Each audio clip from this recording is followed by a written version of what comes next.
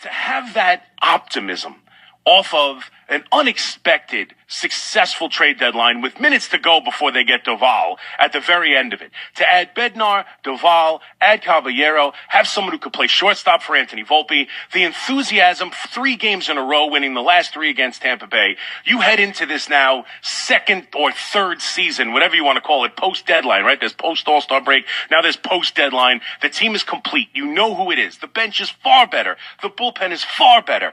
And to have all of that enthusiasm with all the different players they bring in literally be the reason for the most epic debacle loss you've ever seen. It is just a slap in the face by the baseball gods. There is no doubt about it. We enjoyed yesterday, and I'll raise my hand first. We enjoyed yesterday far too much. Far too much. And the baseball gods came out and said, you know what?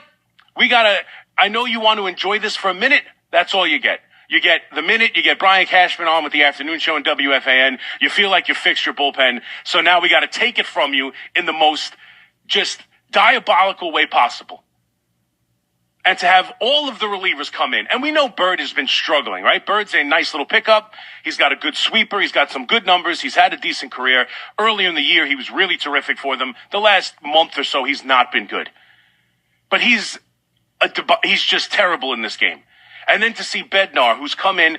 Bednar hasn't blown a save all year long. That is the first save he has blown all year. The numbers on him are like, in his last 24 games, he has pitched 23.1 innings and given up 1 earned run. In his last 23 and a third innings, last night he comes in and in an inning and 2/3 gives up 2 earned runs, including a home run to the 8-hitter. And we'll get to the different levels of this game. And first off, to me, this falls on 2 people. 2 specific people. This debacle last night. Carlos Rodon, let's start with him first. Carlos Rodon, who I have given a lot of credit this year. He has been a far different pitcher, a far better pitcher. He's an all-star pitcher, a worthy all-star pitcher. He's had a very good year.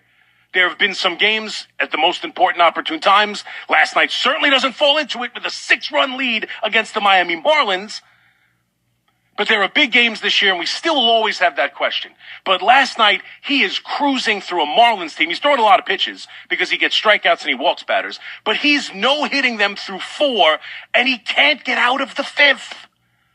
You want to know where this game starts to fall apart? Right there. Right there. Carlos Rodon has got to do a better job against the Marlins after no-hitting them through 4 to not be able to get through the 5th inning and have 5 walks and give up 4 runs. That is an unacceptable performance from a guy who they are going to be relying on heavily after they did not get a starting pitcher in the trade deadline, and they just released yesterday Marcus Stroman. And that's the other thing about all of this.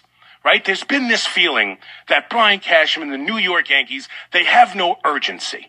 We've been talking about urgency, and then the other word we'll get to, I guess, at some point over the show, which is obviously accountability, our new favorite word. But urgency from the New York Yankees.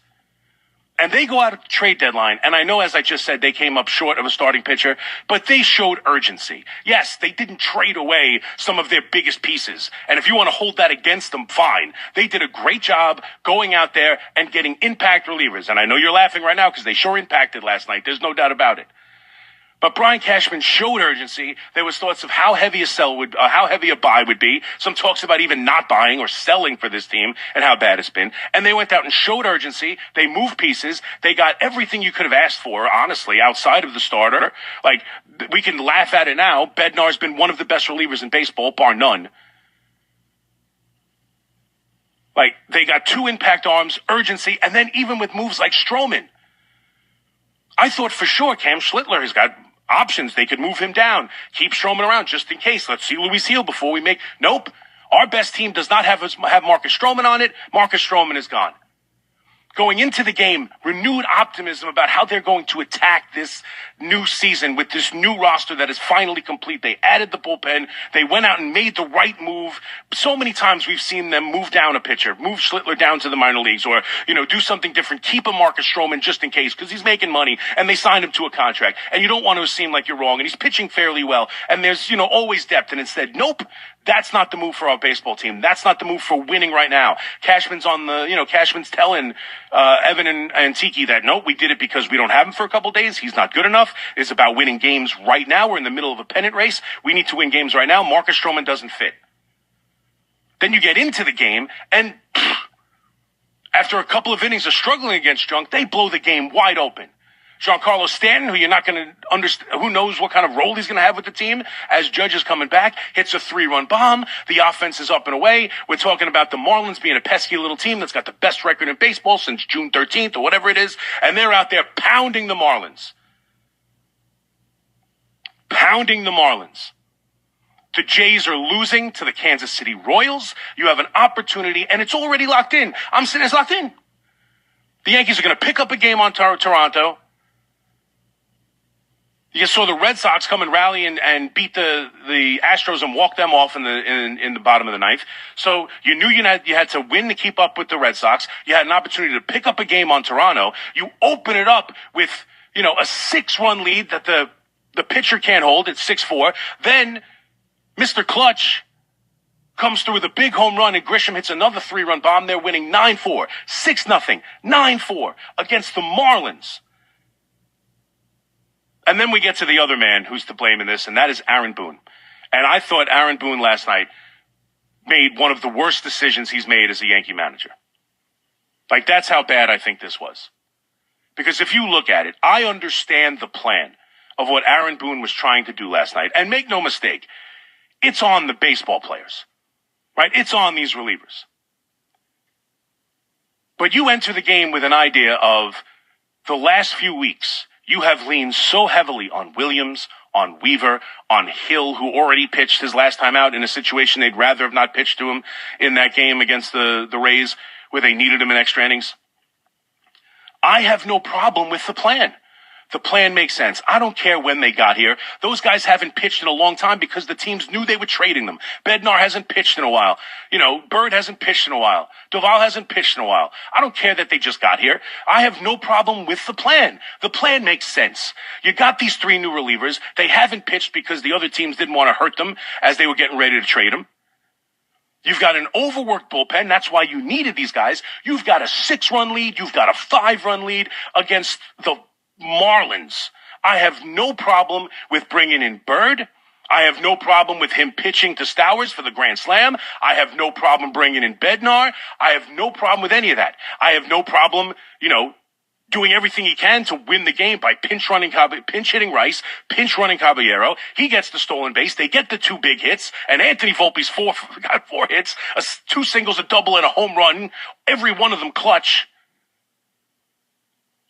You score the runs, and again, here's the other thing, too. I keep hearing from fans, what are we talking about? Caballero has 200 innings in the outfield. Do you remember when they played the Rays and he robbed Rice of a home run?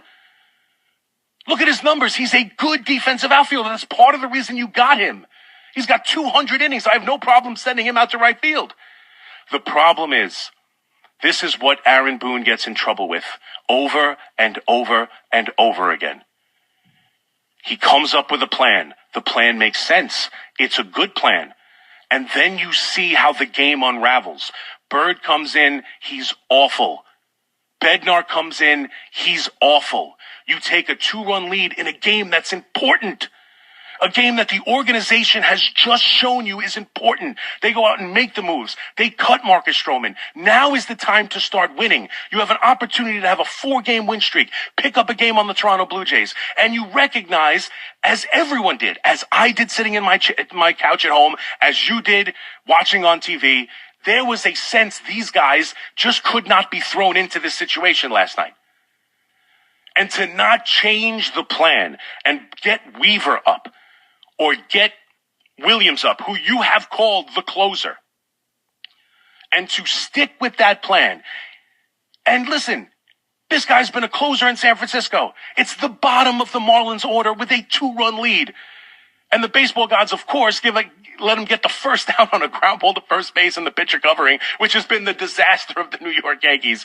They bring in Bellinger to play first, and you're like, oh, Jesus, here's a ground ball to first base. They're going to blow it. Instead, they get the first out, and you're like, all right, you got the first out of the inning. And then it completely falls apart.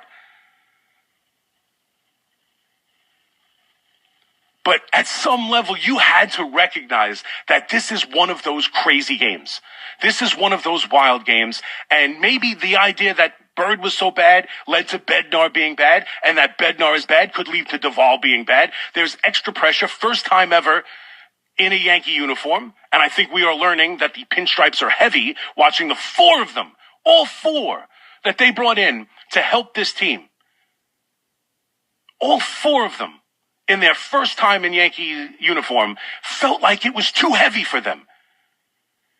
And to not pivot off of the plan and to bring up a reliever who's been here, a reliever who you trust, a reliever who's done it in a Yankee uniform to solidify and hold down that win. Now, I don't know what would have happened. It was a crazy night. Williams could have came in and blown the game. Weaver could have blown the game. We've seen it.